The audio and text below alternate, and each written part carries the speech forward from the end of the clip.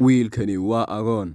Aabihii waxa uu dhintay bil ka hor, waxaana uu ka dhaxlay maqaaxidan yar oo cuntada iyo shaaha ku karin jiray. Waxaana uu go'aansaday inuu sii wado shaqadii aabihii. Balse nasiib xumo, maalin kasta ma helo cid wax ka iibsata iyo cid soo marta toona. Meeshiina caajis ayaa ku helay, waxaana isku maaweeliyaa inuu ku ciyaaro quraanjada geedaha saaran si uu waqtiga isugu dhaafiyo. Kadib maalin maalmaha ka mid ah ayaa waxa soo agmaray gaadhi. Nin ayaa ka soo degay, isna waxa uu maleeyay inuu cunto ka gadanayo ama ka iibsanayo. Kadib ninkii ayaaba kaaliyaha kale la istaagay. Inta uu hoos u yidhi bere ugu dhacday hunguri ayuuna geliyayba ayuu iska fadhiistay. Kadib baahi aad u daran ayaa haysa. Habeenkii ayay gaadhay. Waxa soo agmaray gaadhi. Nin dheragsan saaran yahay. Waxa uu tuuray roodhi yar.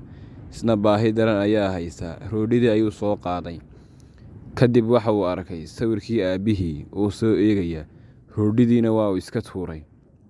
Markii uu roodhidu tuuray ayaa waxa soo agmaray laba nin oo sakhraansan. Waxayna ag istaageen meesha kiiloomitirka magaalooyinka lagu kala qoro. Kadib intay kaali meel la istaageen ayaa ay soo noqdeen. Markii ay xaajadoodii dhamaysteen, mid ka mid ah ayaa yidhi 10 kiiloomitir oo dhan magaalada uma socon karnee aynu soo gaabinno ama kiiloomitirka aynu soo yarayno. Kii kale oo isna cabsan ayaa yidhi ma kiiloomitirka ayaad soo yarayn kartaa mise dhulka. Kadib wuxuu yidhi lambarka ayaan soo yarayn karaa.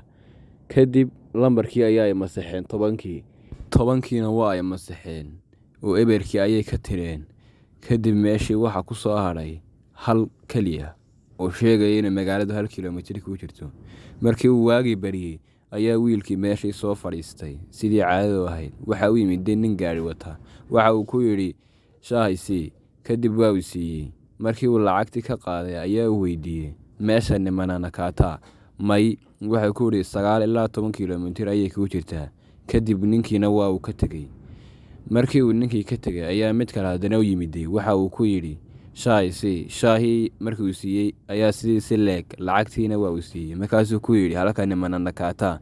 May waxa uu ku yidhi 9 ilaa 10 kiiloomitir ayay ku jirtaa. Maalintaa wixii ka dambeeyay wiilka waxa ka cuni jiray cuntada iyo shaahaba dad aad u badan. Kadib maalin ayaa nin baa u yimid. Waxa uu ku yidhi shaah isii. Markii uu shaah siiyey ayaa uu weydiiyey halka nimana Nakata. May ayaa uu ku yidhi 9 ilaa 10 kiiloomitir ayay ku jirtaa. Kadib ninkii ayaa uu ku weydiiyey halkan waxa ku qoran 1 kiiloomitir inay ku jirto magaaladu.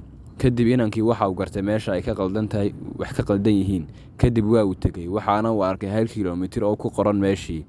Waana uu yaabay. Inta uu soo qaaday oo maqaaxida ku soo noqday ayaa uu qalin cad soo qaatay. Ayaa uu sii masaxay meeshii si uu ganacsigiisu ugu sii socdo. Waxa laga faa'iideysanayaa halkan sheekadan in adkaysiga iyo sabirku ay gaarsiinayaan meeshii aad doonaysay. Fadlan subscribe saar channelka haddii aad ku cusub tahay kuna soo biir. Fadlan haddii aad hore noola socotayna siina share garee barnaamijyada si ay dad badan u gaadhaan. Waad ku mahadsan tahay la socodkaaga.